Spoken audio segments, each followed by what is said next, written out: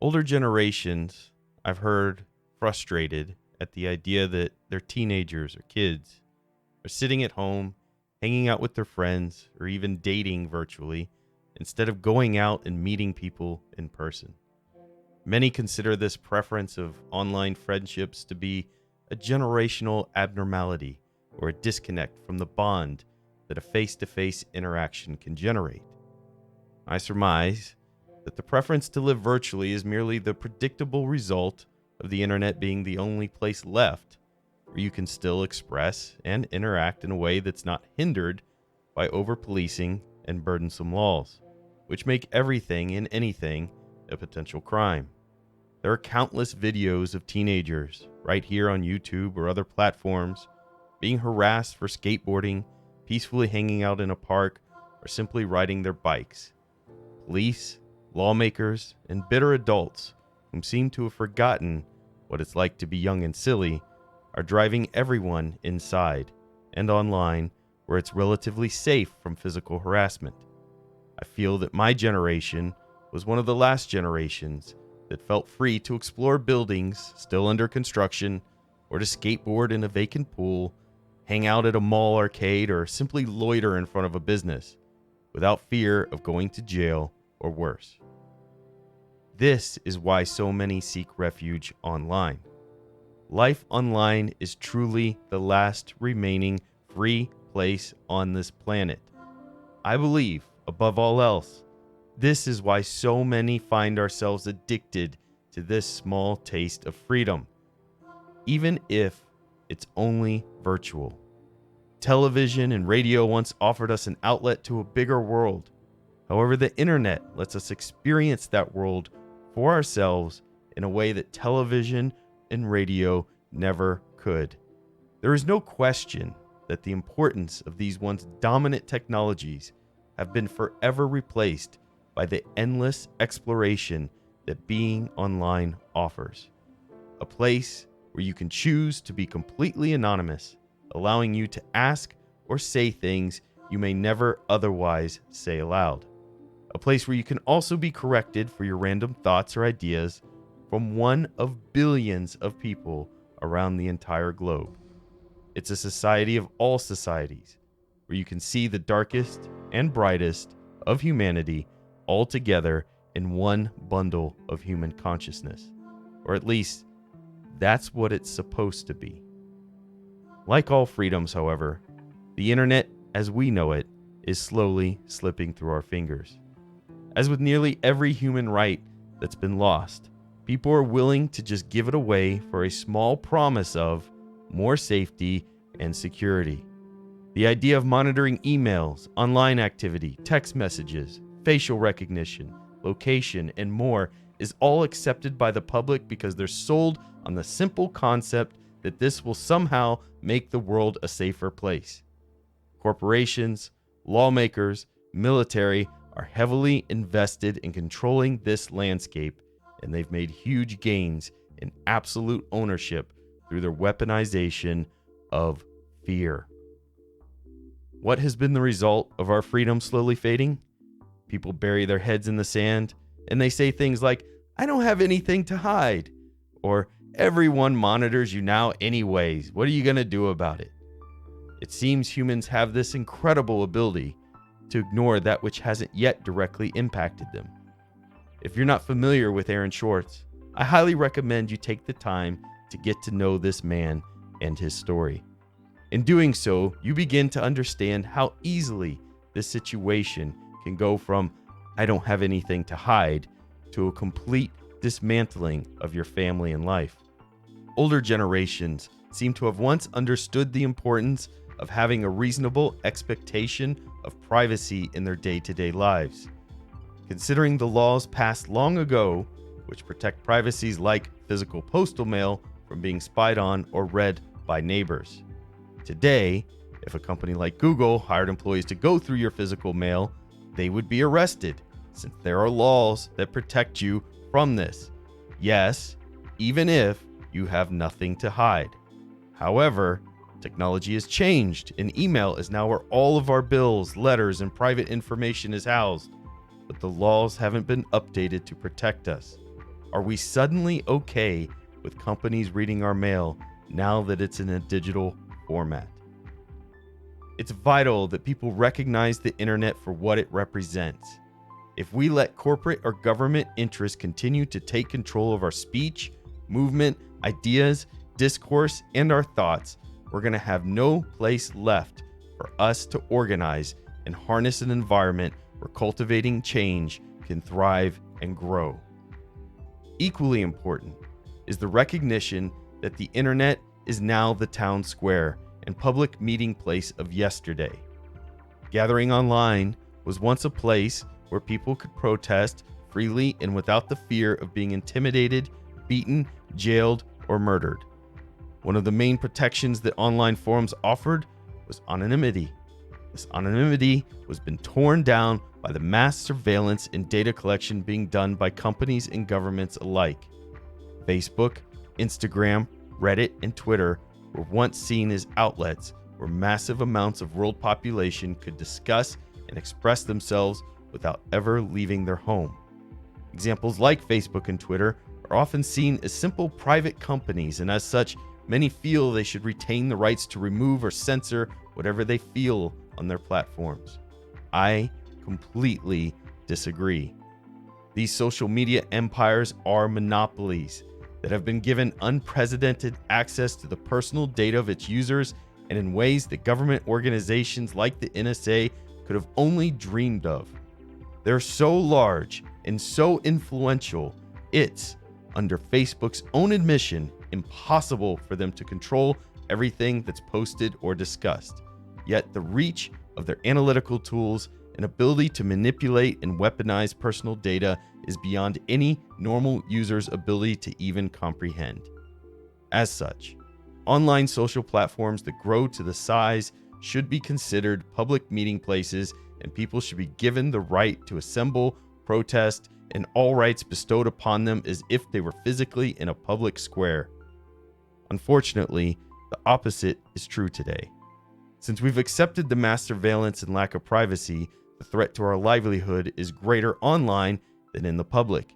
It's too easy to tie back a username, profile, or IP address to an individual, and as such, threaten and intimidate them into absolute silence.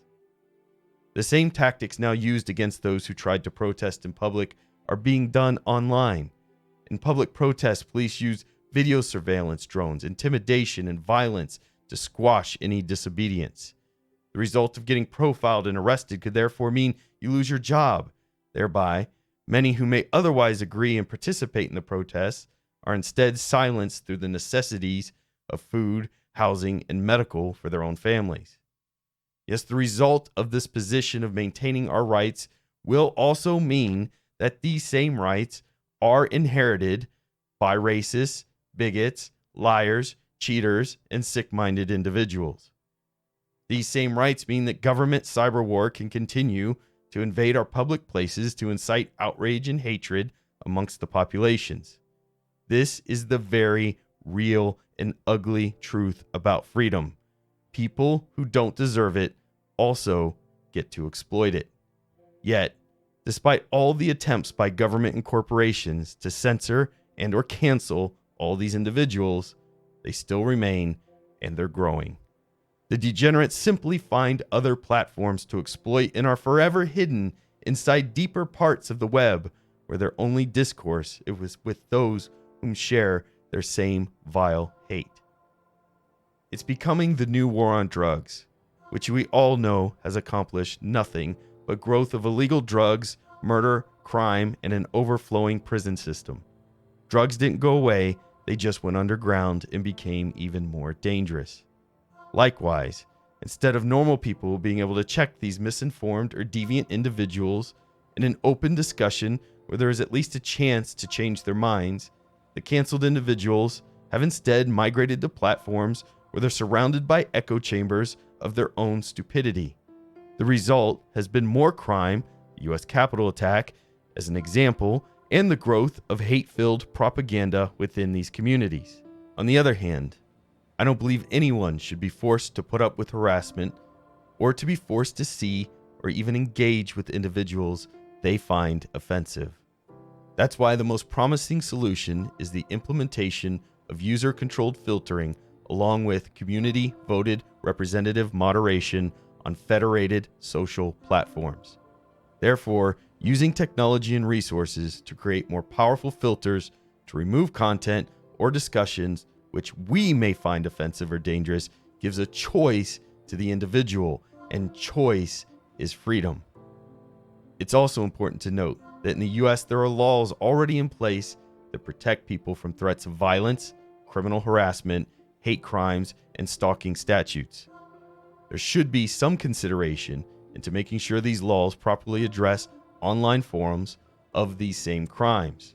However, just letting companies or governments alone decide what is categorically dangerous or offensive is perhaps one of the scariest thoughts one can muster. Today, perhaps it's easy to picture a world where we've canceled all the bad actors, and what we're left with is the utopia of a Star Trek-like existence. The reality, however, is that these judges and juries of political correctness could one day be the very enemies of justice tomorrow. Thought and word police will become the very thing that provide governments and corporations more power to generate exaggerated laws which will ultimately be aimed at more control, not more protection. Deciding what people can or should say based merely on the popularity of an idea would have put all of us on the wrong side of history. Remember, it once wasn't popular to be against slavery. It once wasn't popular for women to be given the same right as men. It once wasn't popular to give workers rights to organize. If the internet had existed during these times, the people we would be silencing off of Twitter or Facebook would be the very icons of social justice and change. There is another well-documented propaganda threat occurring that's far more difficult to moderate or temper. This is the threat of governmental-sponsored mass misinformation campaigns being weaponized across the globe with the purpose of creating anarchy and distrust within competing countries' populations. Documentaries on Cambridge Analytica and the like show the power of psychological targeting, where corporations and governments can influence feelings of hatred, anger, and support based on the data collected from just mere posts on social media platforms. This is perhaps a good time for those who think their data doesn't matter to rethink that position, as this data does matter to those who wish to use it to manipulate you and your family's emotional state. These propaganda farms sponsored by governments across the globe are unparalleled in power and have limitless resources in which to upvote, thumbs up, comment, and popularize ideas in the minds of the population to the point where masses believe that certain ideas represent the beliefs of the majority, when in fact, they may only represent a single foreign government's agenda. Once again, this limitless governmental resource of propaganda could be controlled more easily in smaller, federated social platforms than the single, massive, corporate-controlled and moderated social networks we've come accustomed to. With advancement in AI and automation, some still may wonder, why not just let companies themselves continue to figure this out and moderate? In my opinion, corporations or governments having the power to determine what's acceptable gets even scarier when you look at the modern-day atrocities. Corporate interests and greed have given rise to the acceptance of modern-day slavery, a subject that I focused on in a video related to the tech sector, but that also extends into everything from clothing to food. Do we really want corporations to become the moral compass of society when they're so easily silenced from doing anything against the mass enslavement as just one example of the Uyghur Muslims that's happening right now? Corporations who knowingly utilize child slave labor in their supply chains are supposed to be trusted with determining who we silence and who to let speak freely.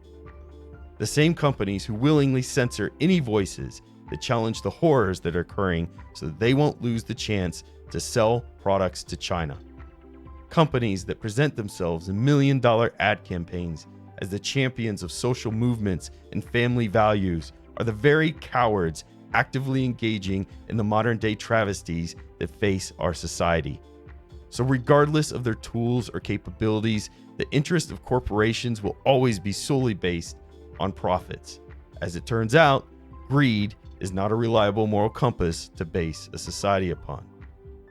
Hopefully, this video, these statements, help you understand a little more about the problems we face as a generation and what we have at stake. This may also help you comprehend how fear is the main weapon that causes humans to willingly give up their freedom. Today, we seem to fear the ignorant, but simply casting them out of the public eye or canceling them doesn't address the underlying issue. With this information, you can begin to look at how we perceive the outrage over speech or thoughts and how we can better react to these situations. There is no perfect answer. There is merely the better of two options. I believe that freedom of the internet is more valuable to society than the alternatives. I don't trust any company or government to be my moral compass. We as human beings have to evolve our society to be capable of mentally handling this extraordinary change where we have gone from small pockets of communities to an entire planet of people trying to navigate this suddenly open landscape. Society needs time to adjust, and everyone handles change differently. We must be open to new ideas and thoughts that don't align with our own. These differing thoughts generate discourse, and through discourse, understanding. We must, as residents of this planet that we call home, reestablish our moral conscience as one society and no longer just within our small local communities. We can't just excuse corporations or governments invading our privacy as a mere smart business practice or under the disguise of more safety. Nor can we allow companies who monopolize social media platforms to become the gatekeepers of information and knowledge. We must all be deviants to keep hold of what's most precious of all, and that is our freedom.